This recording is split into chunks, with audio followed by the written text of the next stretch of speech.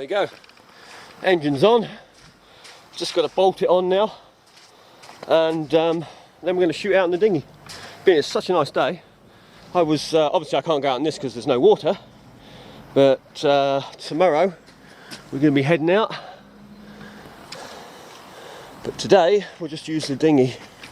My only concern these days is all these rocks that are turning up here. We're losing so much sand. I'm starting to get a problem with this. This here, this used to be covered. And then you end up with a tiny little bit of a rock sticking out. And look at it now. You've got rocks coming up everywhere. Which means I'm going to have to try and adjust my ropes to stop me going into it.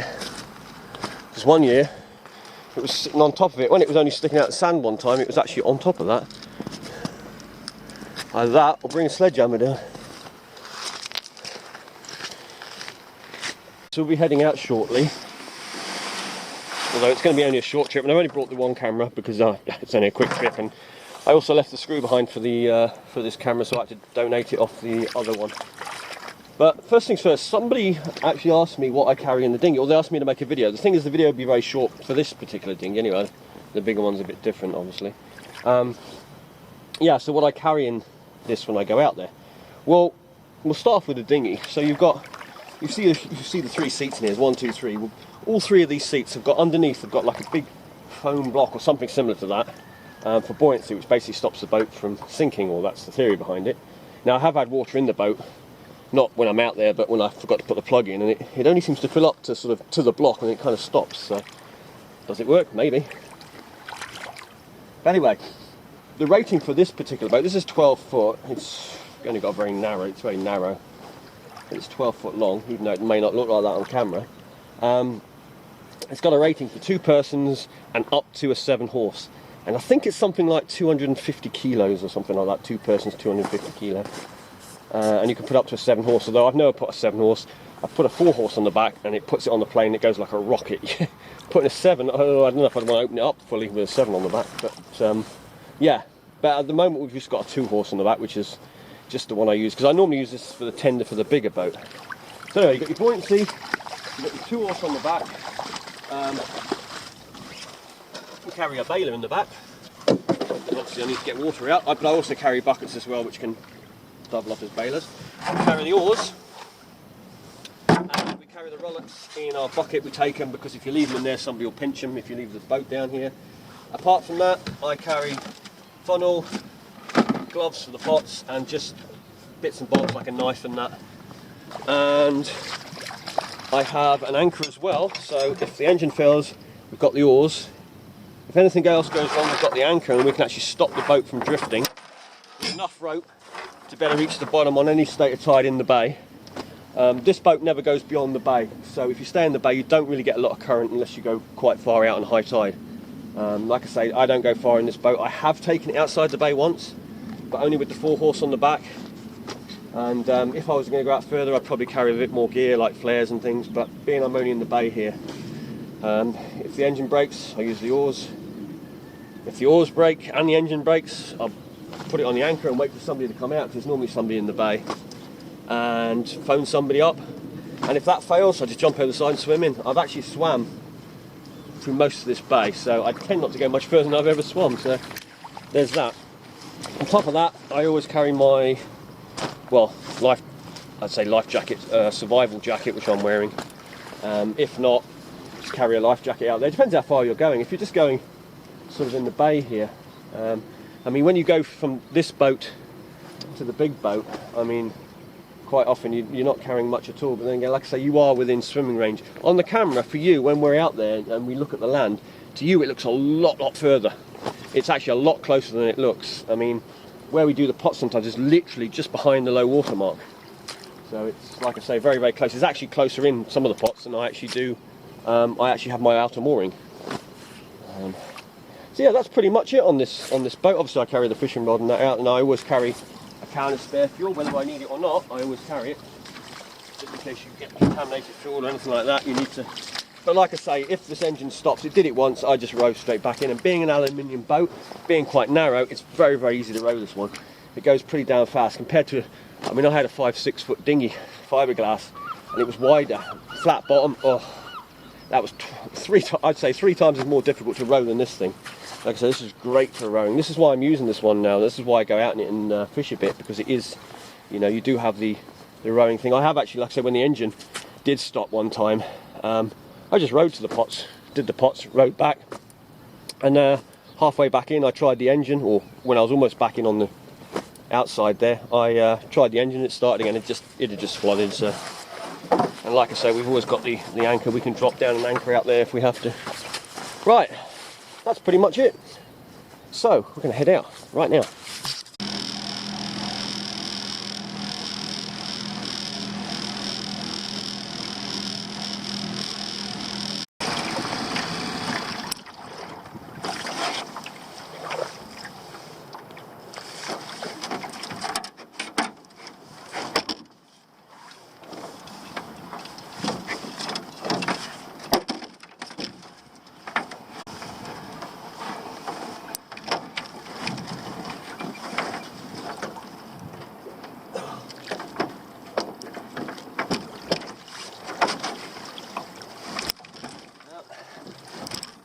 One empty pot.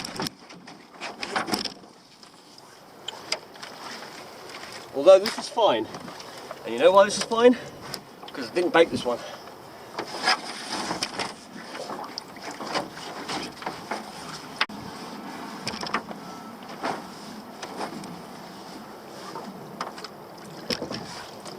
Now this is the first drop of our box pot. Now I'll probably do this in a separate video. This one I'll show on this video, more likely. But the first time I dropped it, I only had a tiny bit of tail from a filleted fish, so I didn't have much bait in here at all. But we did catch a crab, so we're off to an alright start.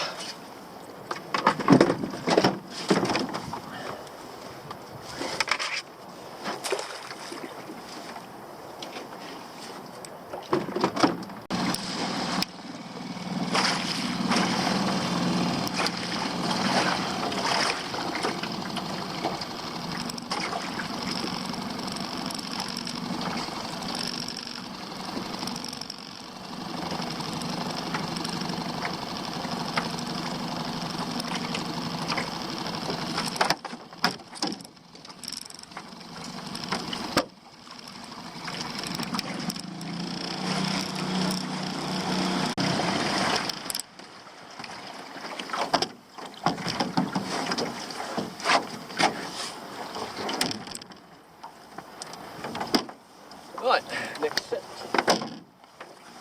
See if any better luck with this one. This one's nice and straight still.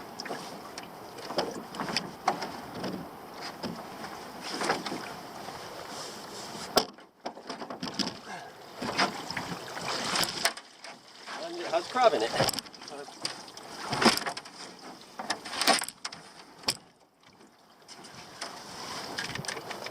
A lot of crab in it.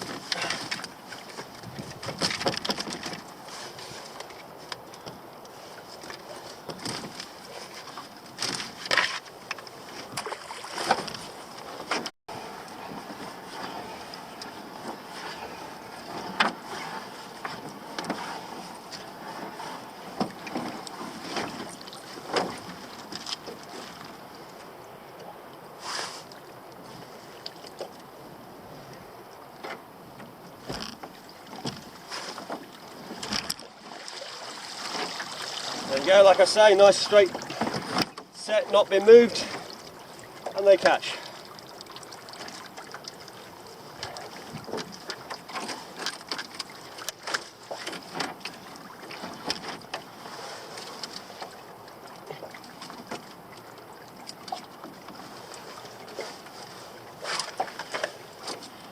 big lobster.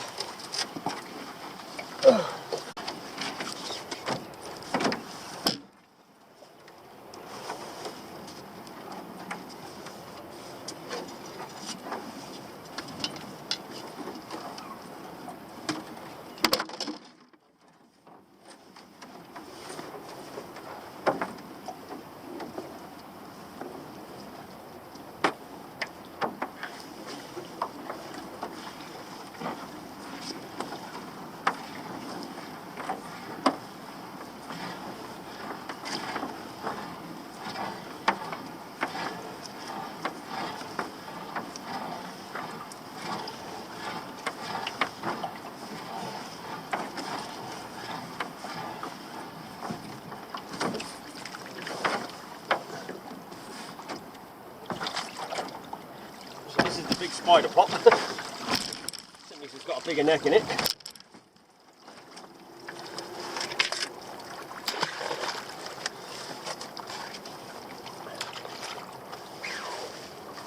It's got one nice one in it.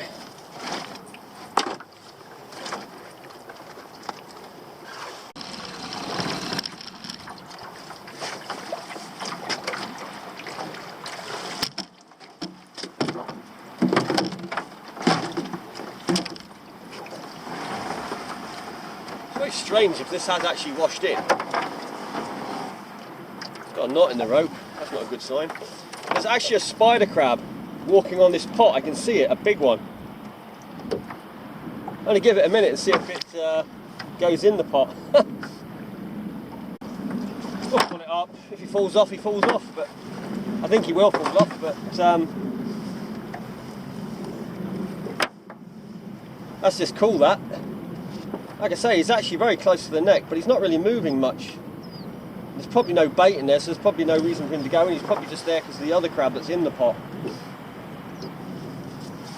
But I mean, he's big, but he's not that big, so I say he's not that big, he might be.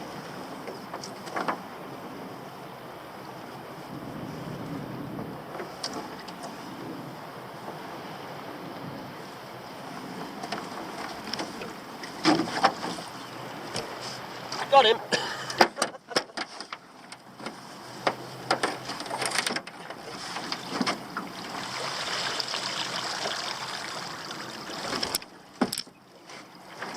There's a big old spider in here. But I'm wondering why this pot has moved, because, let me have a look. I'm going to throw him back. I'm going to need to move as well, because we're only about 3 foot from a rock.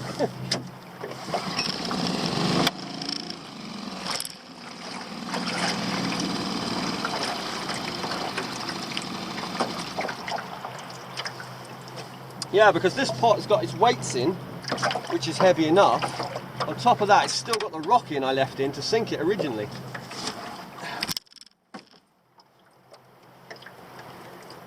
Have a look at it in a minute when I've got the stuff out, because I want to see if it's dragged or not.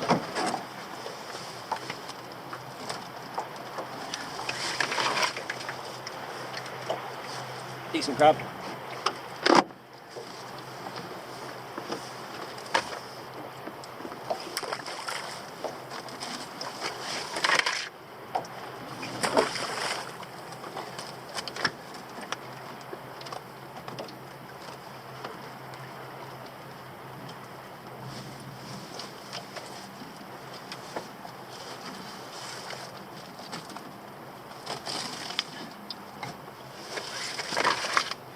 Male. Yeah, so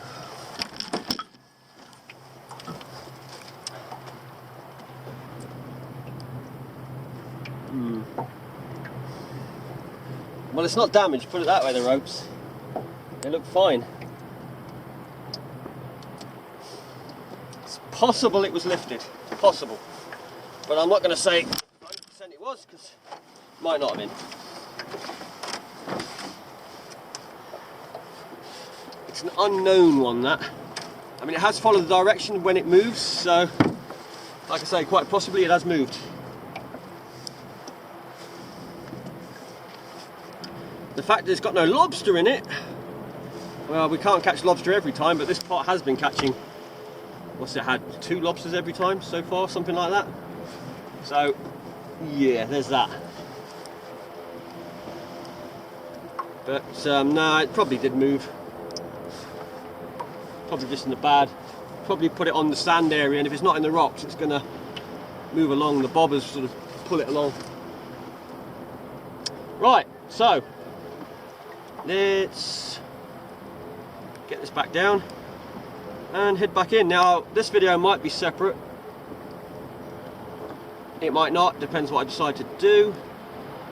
But depending on what happens tomorrow, we're going to go out in the boat tomorrow, and if that trip is only short or I don't do an awful lot, I might just add it straight onto the end of this. And if it is, it'll be coming up right now. If not, it'll be the next one.